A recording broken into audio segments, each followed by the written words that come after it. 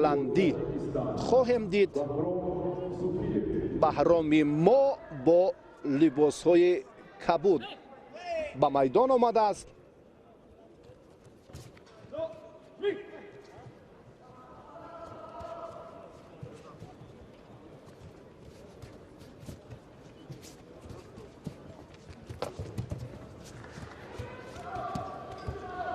توجه میکنیم اکنون به این فرصت. بسیار هم یک کفکوبی های صمیمانند، یک لحظه که باز اکنون روحیه و باز هم اراده پهلوان ما رو این قوی تر میکند. رقیبش 31 سال دارد. پهلوان ایرلندی در 50 مسابقات شرکت فعالانه کرده است. در مونرئال سال 2019 در مسابقات گران پری برنده مدال برنجی شده بود. ورزشگر ایرلندی دستاورد بهترش هم همین است. و بهرام صوفیوف در چمپیونات مملکت چون دیدیم که در همین وزن صاحب مدال طلا شده بود و چون به مرحله های دیگری آمادگی این پهلوان که در کلاب شهر صورت گرفتند تحت رهبری خسرو شایف الکی یک اراده دیگر و یک باز هم امیدواری دیگر رو هم با باوری این پهلوان برای نتیجه بهتر این مسابقات ضم کرد.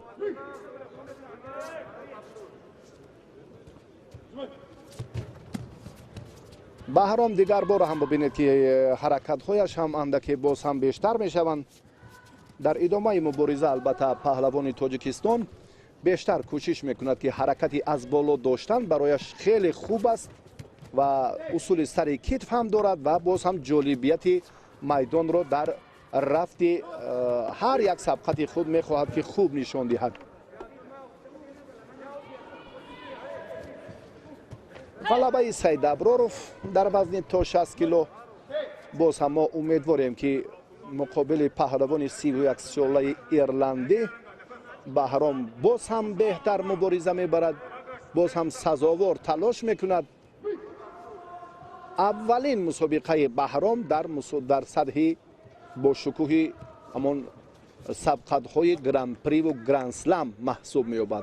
قدم نخستین که در فهرست و در رده‌بندی در مجموع در نفوذ و موقع همون صحیفه ورزشی خود یگان سخن هم درج نشده است بررسی.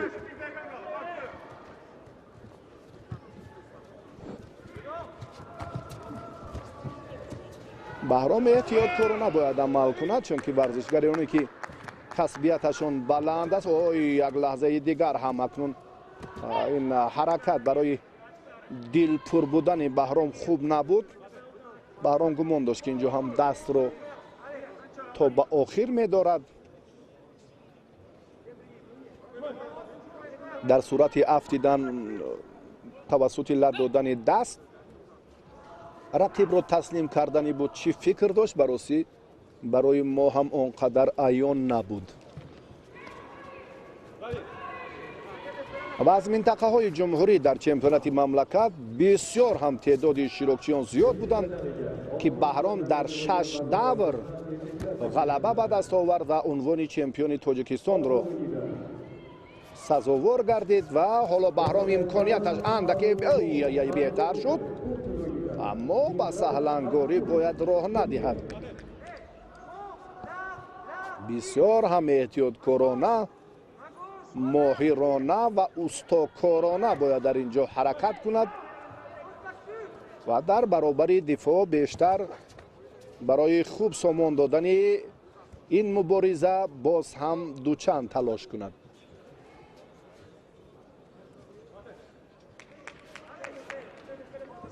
از بالا بسیار کوشش دارد. ببینید گریبان رو داشته توجه میکند که از بالا اندکی اما بهرام رها یافت. این فرصت رو میداند که در صورت افزون شدن حرکت یعنی بدون ایست این حالت هم باید خود رو آزاد نگذارد. وقتی زانو به زمین میافتد و حرکت است. شیدا گرفت بهرام.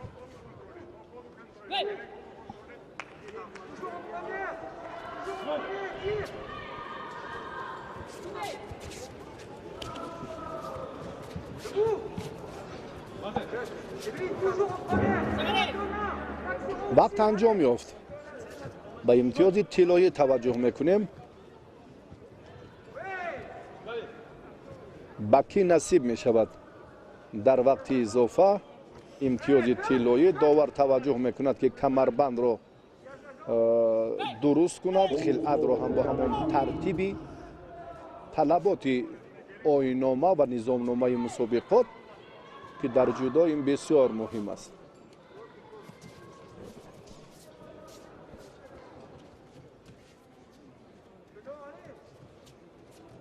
کوشش‌های بیشتری بهرام نتیجه به بار نآوردن. باز هم ببینید یک حرکت پهلوان ایرلندی هم اینجا غیر انتظار بودنش هم ممکن بود. بهرام خوب این رو پیخست کرد. پشتناکی پرتافت انجام دادن برای رفع این حالت برای بهرام آماده بود.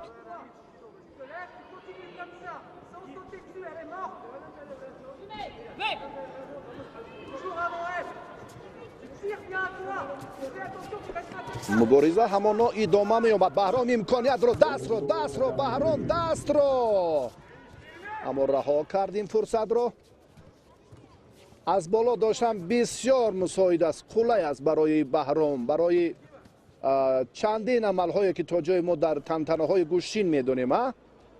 برای شاجایزه چگونه در مسابقات جام پایتخت رقابت کرد. حریفان ازلی اند با باقیوف پهلوانی ناحیه ونج. بهرام صوفیوف شیدا گرفت. یعقوب باقیوف رو در نظر دارم که در 3 موسم 5 مرتبه در فینال روبرو شدن. انا همین ترتیب نزدیک بودن اما نه از گریبان. اما دست رو ببینید چی بسیار رقیب ناباب است. ببینید این به سوی سمت چپ و حرکت میکرد، این براست یکی چپ دیگری راست گوشین میکرد. آی آی آی آی آی آی آی آی